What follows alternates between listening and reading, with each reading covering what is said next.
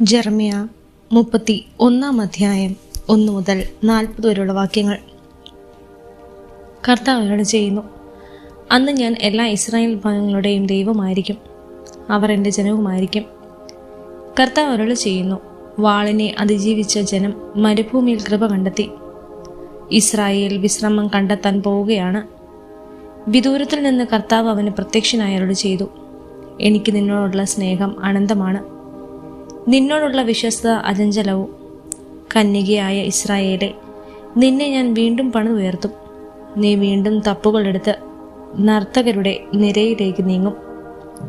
സമരിയ പർവ്വതങ്ങളിൽ നീ വീണ്ടും മുന്തിരിത്തോട്ടങ്ങൾ നട്ടുപിടിപ്പിക്കും. കൃഷിക്കാർ കൃഷി ചെയ്ത് ഫലം അനുഭവിക്കും. എഴുന്നേൽക്കുക, സിയോനിലേക്ക്, നമ്മുടെ ദൈവമായ കർത്താവിൻ്റെ അടുക്കലേക്ക് നമുക്ക് പോകാമെന്ന് എഫ്രായിം മലപ്രദേശത്ത് നിന്ന് കാവൽക്കാർ വിളിച്ചു പറയുന്ന ദിവസം വരും.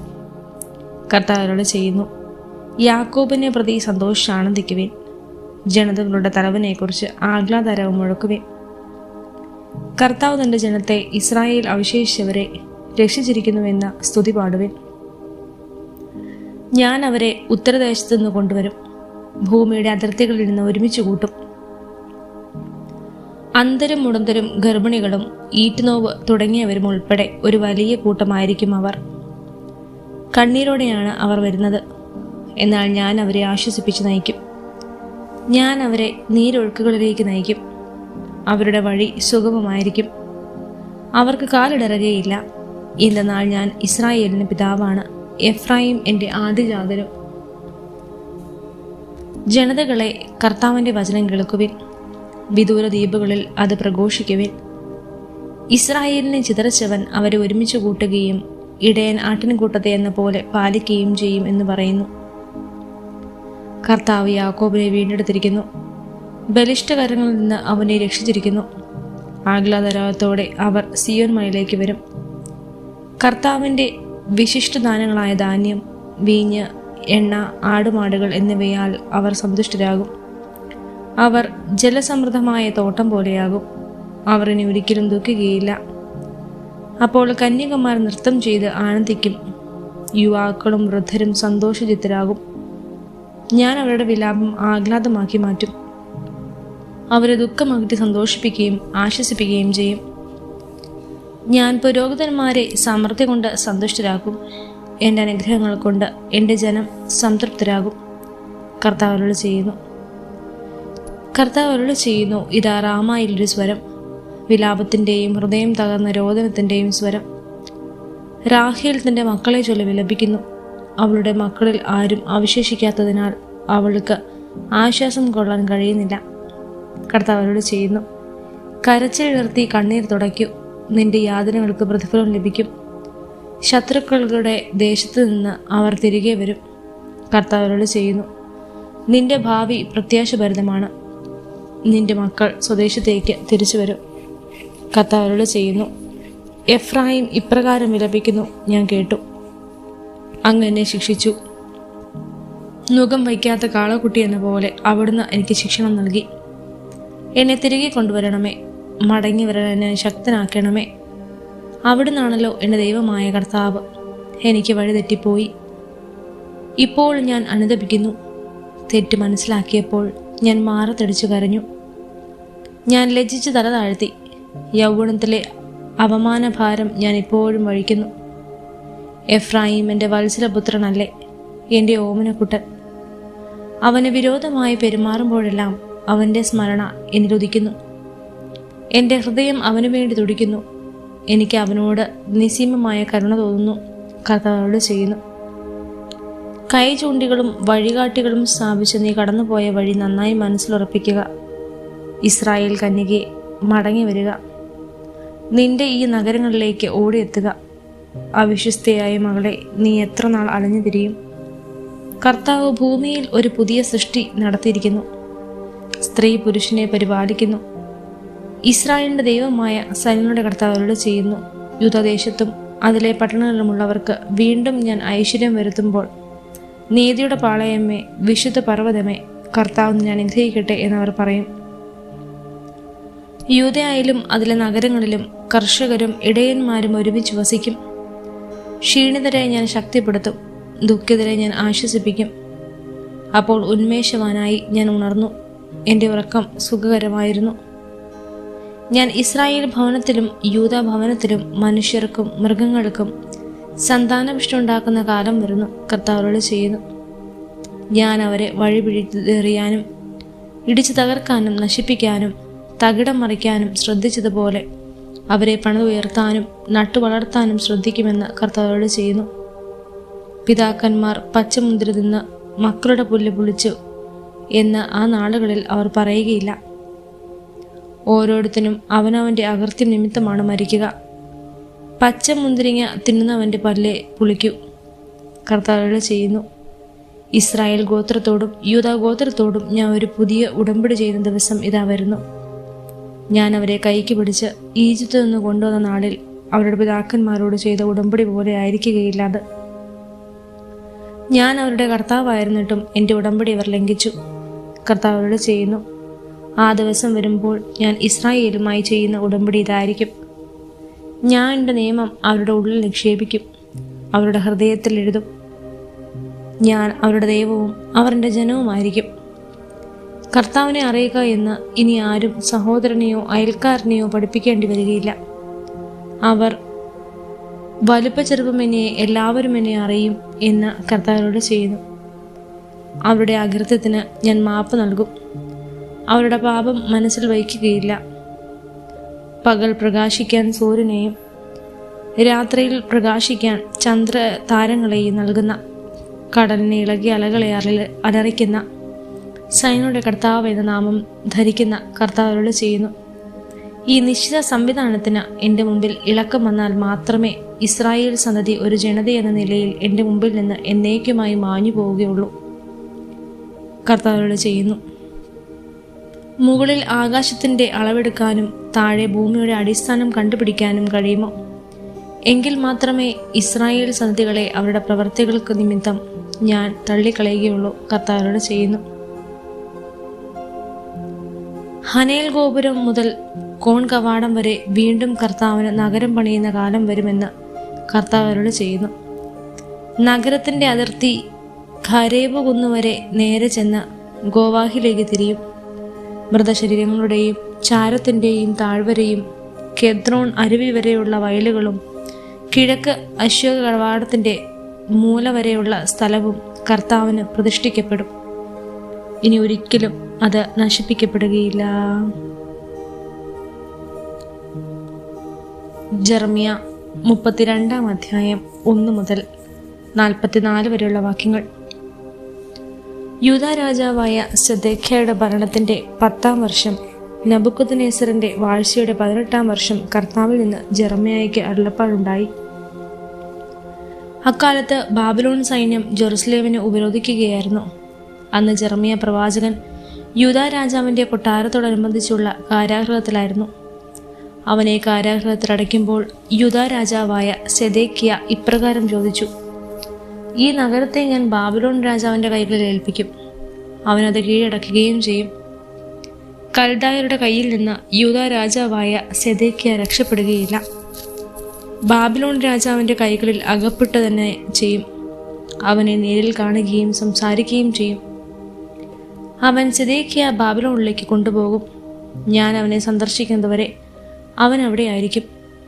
നിങ്ങൾ കൽദായരോട് യുദ്ധം ചെയ്താലും വിജയിക്കുകയില്ല എന്ന് കർത്താവ് അരുളി ചെയ്യുന്നു എന്ന് നീ എന്തിനു പ്രവചിച്ചു?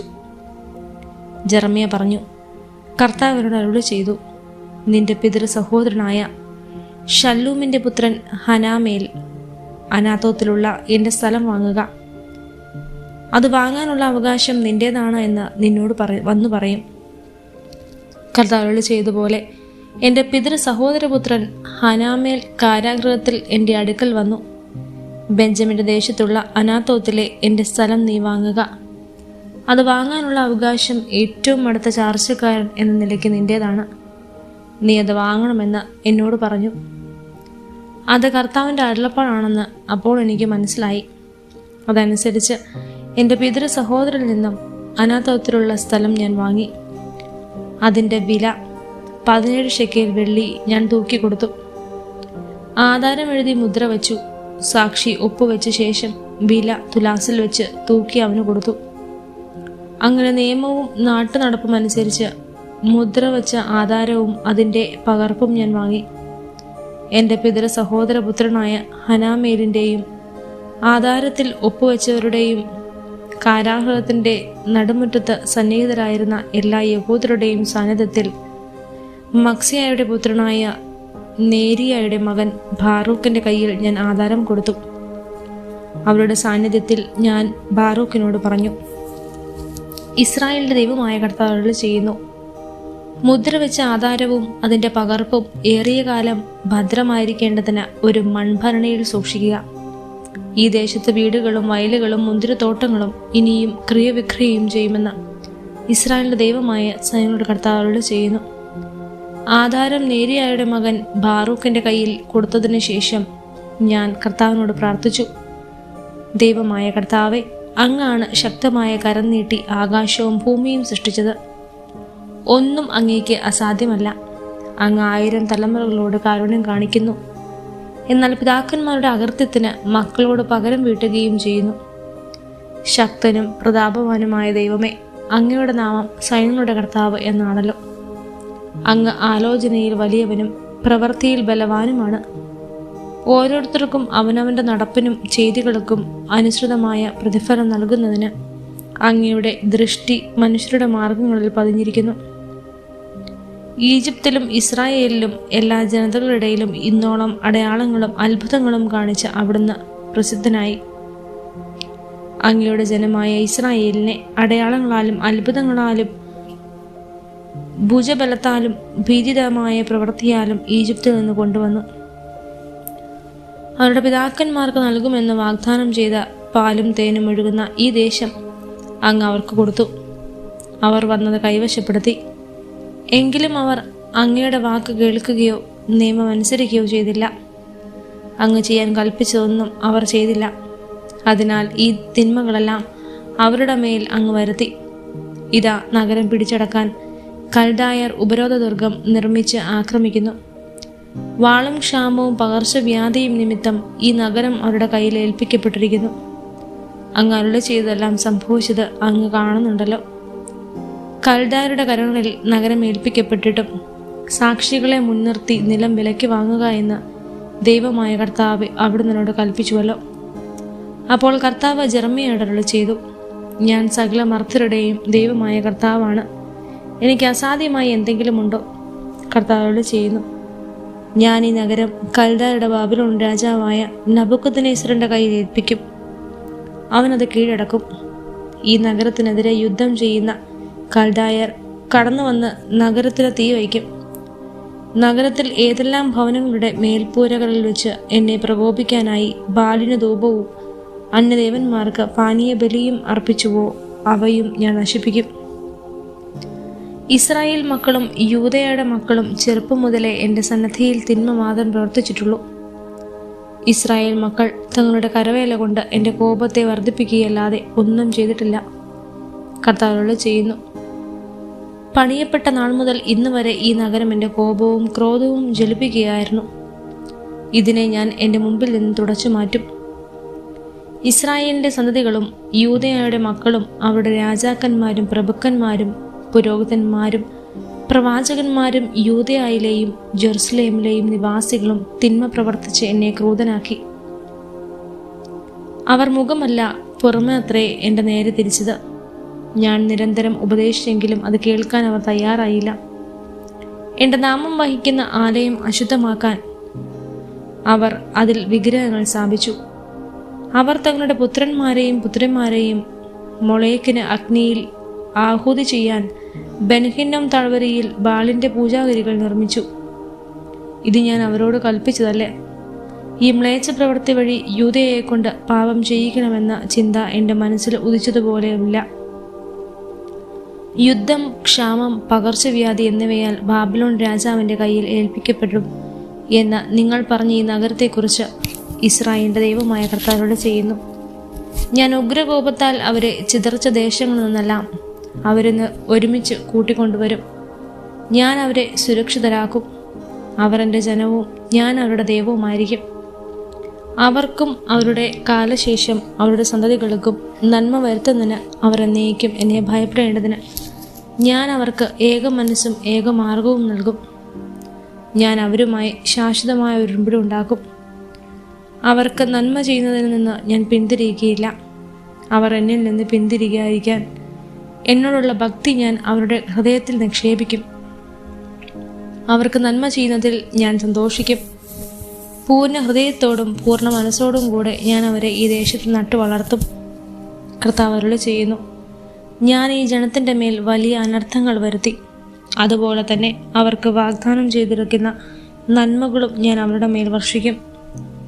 മനുഷ്യരോ മൃഗങ്ങളോ ഇല്ലാതെ ശൂന്യമായിരിക്കുന്നു, കൽദാരുടെ കൈകളിൽ ഏൽപ്പിക്കപ്പെട്ടിരിക്കുന്നു എന്ന് നിങ്ങൾ പറയുന്ന ഈ ദേശത്ത് അവർ നിലങ്ങൾ വാങ്ങും.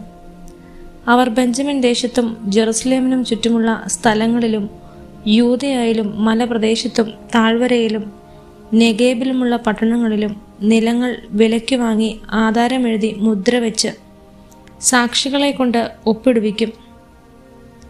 ഞാൻ അവർക്ക് വീണ്ടും ഐശ്വര്യം നൽകും. കർത്താവ് അരുളി ചെയ്യുന്നു.